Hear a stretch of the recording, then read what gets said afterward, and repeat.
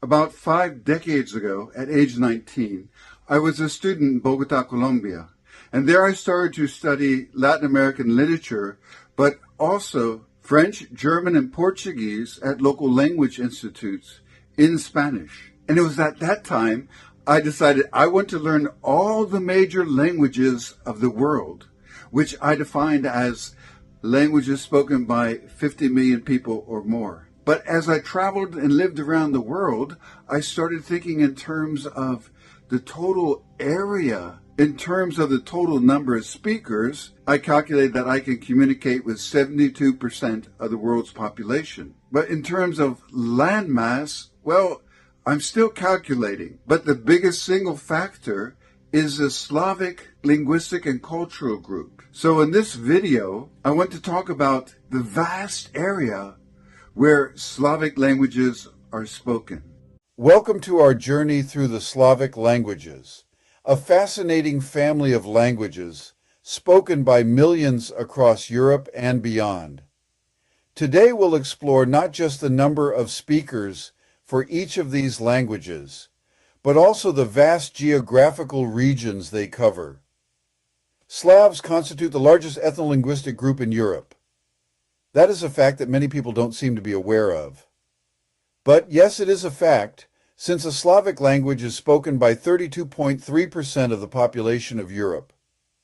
The next largest is the Romance languages, with Spanish, French, Italian, Romanian, and Portuguese, as the largest languages in the group. However, the total number of speakers is 31%, slightly less than that of Slavic language speakers. You might be wondering, what about Germanic languages? Well, even when we include English spoken in the UK and Ireland, the total is only 27%. Let's start with Russian, the most widely spoken Slavic language. Russian has around 258 million native speakers. And when we include those who speak it as a second language, that number climbs to 412 million. Russian is spoken over a massive geographical area of 17.1 million square kilometers.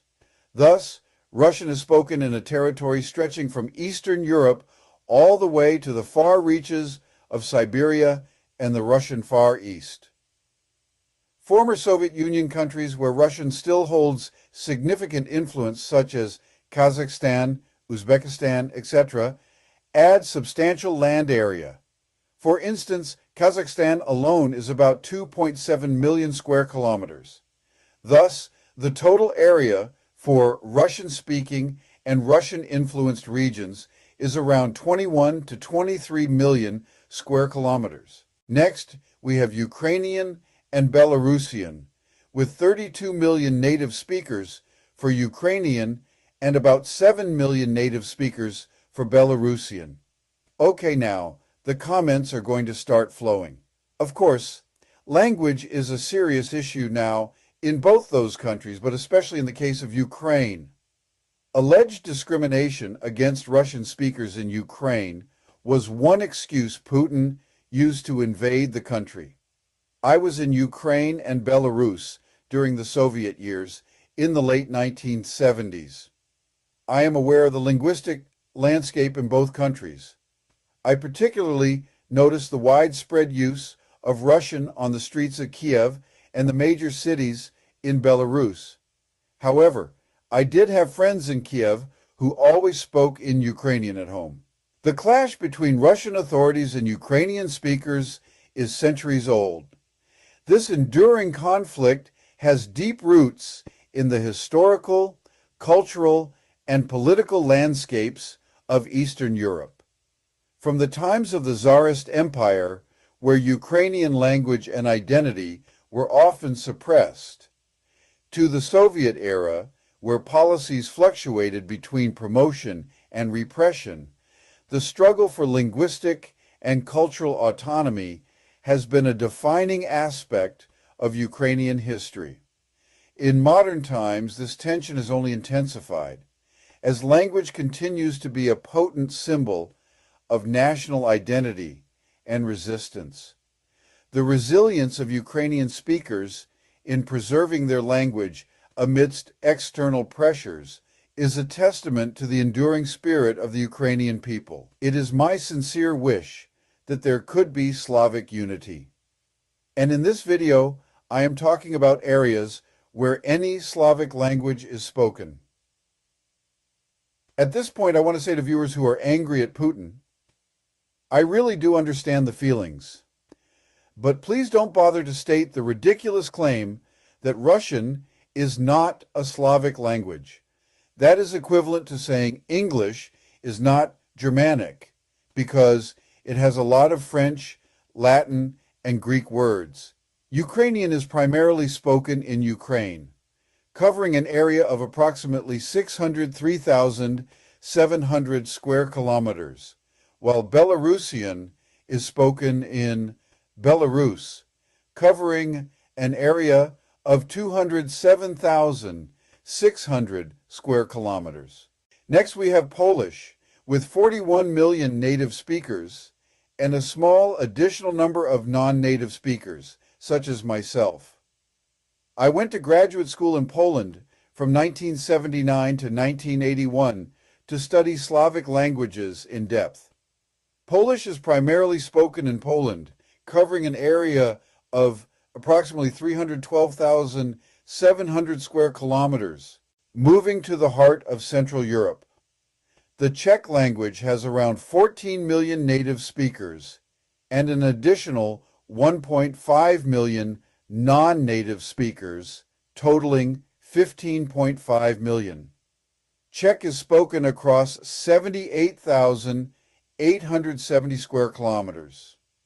Meanwhile, Slovak, with 5 million native speakers and another million who speak it as a second language, is spoken across 49,040 square kilometers in Slovakia. In the Western Balkans, we find the Serbian, Croatian, and Bosnian, which can be considered variations of one single language. There are 21 million native speakers, plus 4 million non-native speakers, totaling 25 million speakers. This language spreads over an area of about 255,400 square kilometers. Slovene, spoken in Slovenia, has 2.5 million native speakers and 300,000 who speak it as a second language, covering an area of 20,273 square kilometers. Moving to Southeast Europe, Bulgarian is spoken by 8 million native speakers, with an additional 500,000 non-native speakers across an area of 110,994 square kilometers. About 2 million people speak Macedonian, a language some Bulgarians claim to be a dialect of their language. There are other smaller Slavic languages that I didn't mention, but please forgive me, as I am concentrating more on geographic aspect of Slavic languages at a macro level. In total, the Slavic languages have around 563 million speakers globally and cover a vast geographical area of over 18.7 million square kilometers. Russia alone, which is the largest country in the world, covers more than 17 million square kilometers, representing around 1/9 of the Earth's landmass. When combined with the other countries where Slavic languages are spoken, the total area approximates about 1/6 of the Earth's land surface.